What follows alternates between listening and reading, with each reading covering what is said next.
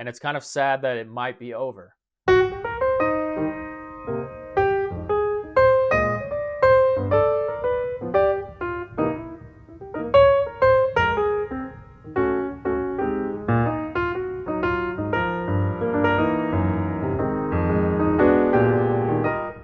Good afternoon, everyone. Welcome to Read the Right Thing Book Reviews. I hope you're doing well. I'm going to be talking about this great book, Be Mine by Richard Ford. I've already reviewed quite a few Richard Ford books. He's become one of my favorite authors. Richard Ford had planned to only write one Frank Bascom novel. That was called The Sports Writer, and it came out in 1983. That would have been a real shame to only get one Frank Bascom book. Ford has now written 5 books spanning over 40 years about this American character, telling one of the great modern American stories. I'm hoping he still has a few left in him. And after reading this book, I think he does. I think we'll at least get 1 to 2 more Richard Ford books. Maybe they won't be about Frank Bascom, but I think he has more up his sleeve. Be Mine was published in 2023, and Frank has worn many hats. He's been a father, a husband, an ex-husband, a realtor, owner of a root beer stand, and now he's playing a different role. Now he is a caretaker to his adult son Paul, who has ALS, or Lou Gehrig's disease. This disease is slowly taking over his mind and body, making him weaker and weaker, until one day he won't be able to move, breathe, and he'll pass away. Frank and Paul take a winter road trip to Mount Rushmore. They're not really sure exactly what they're looking for. Paul had always dreamed about renting a RV and going across America to all the cities with weird sounding names. This isn't exactly the trip that Paul had in mind, but this will have to do. If you're watching this video and you've read other Frank Bascom books, as you know, each book is centered around a holiday, whether that be Independence Day, Easter, Thanksgiving, Christmas. This one is centered around Valentine's Day. And Richard Ford said a friend of his told him, he said, you should write a book around Valentine's Day. And he just responded, yeah, and I'll call it Be Mine. And that's an interesting title. When you think of Valentine's Day, you might think of flowers, cards, dinners. When I think of Be Mine, and Richard Ford brought this to my attention, sometimes I think of just cheap candy that you receive in elementary school. You know those cheap little sugary hearts that usually say Be Mine on them? That's what I started to think about.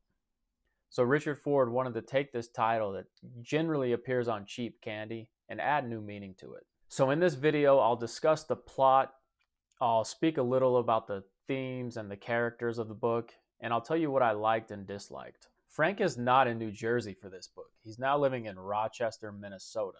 That is where Paul is undergoing a study at the Mayo Clinic. As I said, this book is surrounded by Valentine's Day. It takes place a few days before Valentine's Day, and also the day of and the day after. There's also a few flashbacks in between. The central conflict is that Paul is really knocking on death's door. He hasn't quite lived the life that Frank expected or Paul expected. He's not married, he doesn't have kids, he's alone with ALS, and he's dying. And Frank is beginning to think about, what is happiness? What does that mean to him? Like most Richard Ford novels and most American realism novels, not much happens plot-wise in this book. They do their thing at the Mayo Clinic, they rent an RV, they drive to Mount Rushmore, but nothing overly exciting happens. It's not like a thrilling plot that's really going to grab your attention and you're like, I can't wait to see what happens next. More, you're just along for the journey and you're enjoying the company of these two people. And you may not be thinking, oh, I wonder what happens next, but you'll probably be thinking like, I wonder what Frank's going to say next. What's the next funny or sad thing that he's going to say? There's also an interesting side story between Frank and a young Vietnamese woman who works at a massage parlor. So there's enough going on to capture your attention, but if you're looking for some thrilling, edge-of-your-seat book, these books won't be for you. In this book, Frank seems less ironic. He's more empathetic. I don't know what he's learned or discovered in this 5-book, 40-year journey, other than life is full of things to do and experience. He has a lot of thoughts about his life, and I don't think he quite envisioned his life like this, but he's good at accepting things, and he seems genuinely happy or content. He accepts things the way that they are, and he doesn't try to change too much. Like I mentioned, a major theme of the book is happiness. And the first chapter is Frank talking all about happiness. And here's what he says. Lately, I've begun to think more than I used to about happiness. This is not an idle consideration at any time in life, but it is a high dollar bonus topic for me. Birth 1945, approaching my stipulated biblical allotment. Being an historical Presbyterian, not attending, not believing, like most Presbyterians, I've passed easily through life observing a version of happiness old Knox himself might have approved, walking the fine line between the twin injunctions that say, whatever doesn't kill you makes you stronger, and happiness is whatever is not bludgeoning unhappiness, the second being more Augustinian. Though all these complex systems get you to the same mystery. Do what now? So also while he's thinking about happiness, he's also asking the question of why do we do things? Why do we do the things that we do? Or more importantly, why do we not do the things that we do?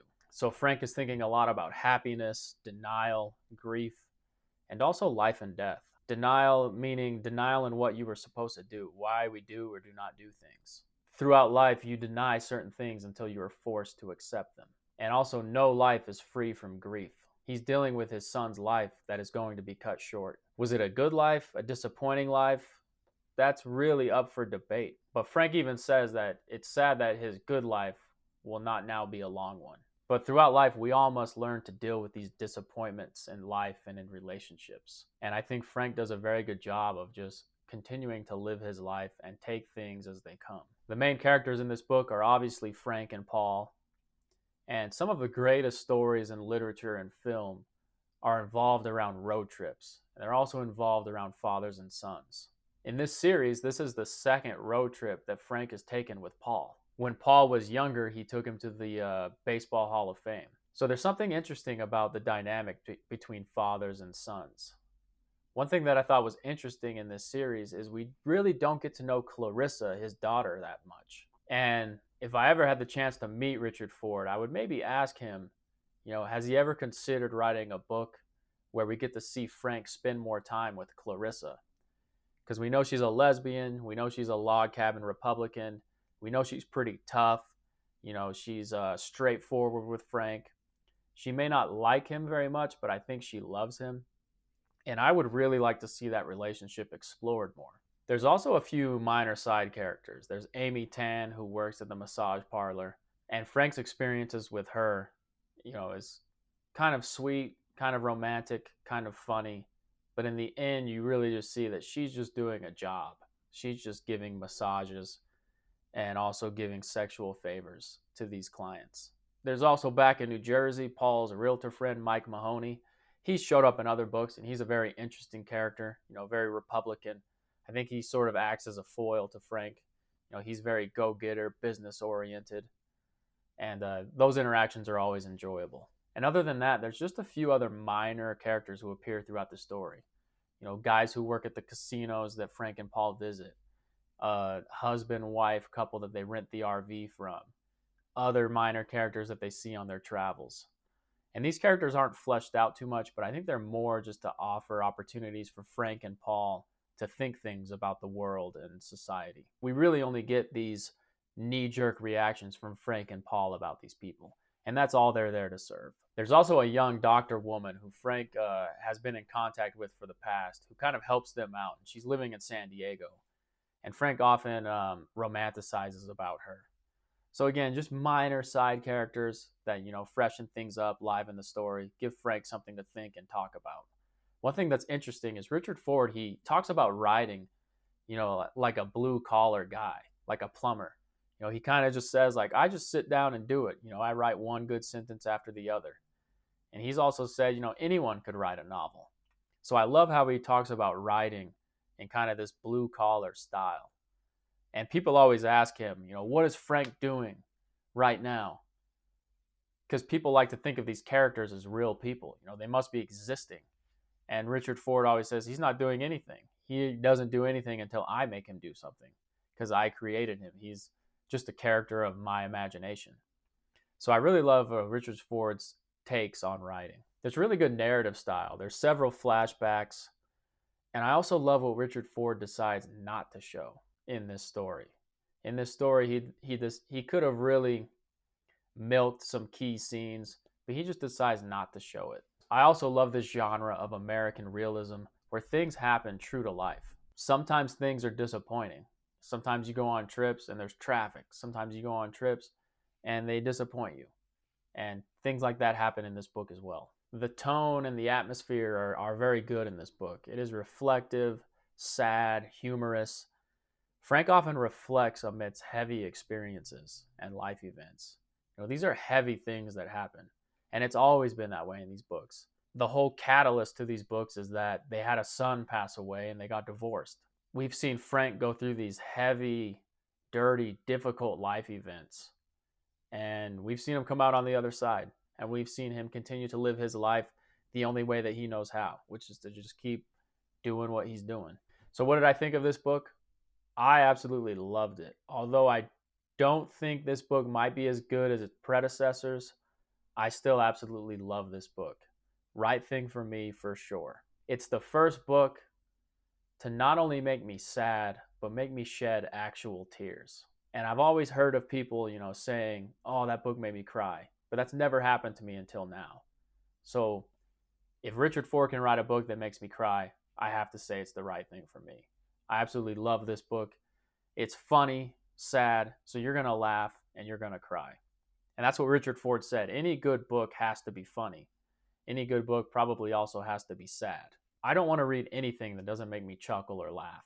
The father-son relationship between Frank and Paul is true, heartbreaking, funny, and just so real. So this book was definitely the right thing for me. If this is the last book in the Frank Bascom series, I'm glad it went out this way, but I really hope there's one more.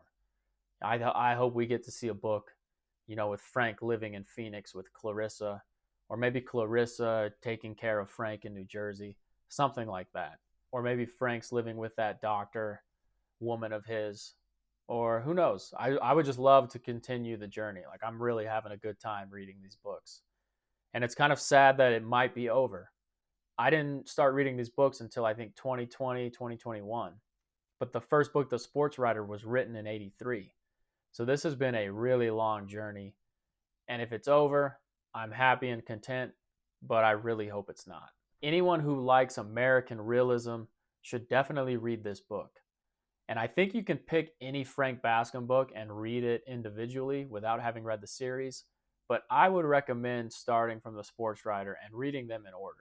So if you've read this book, Be Mine by Richard Ford, please let me know what you thought about it in the comments. Did you think it was as good as the others?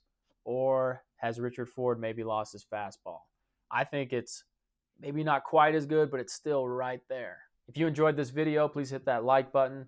Consider subscribing as I post pretty regularly. Or if you know someone who would enjoy this video, feel free to share it with them. So that was my review of Be Mine by Richard Ford. Thanks for watching, and as always, read the right thing.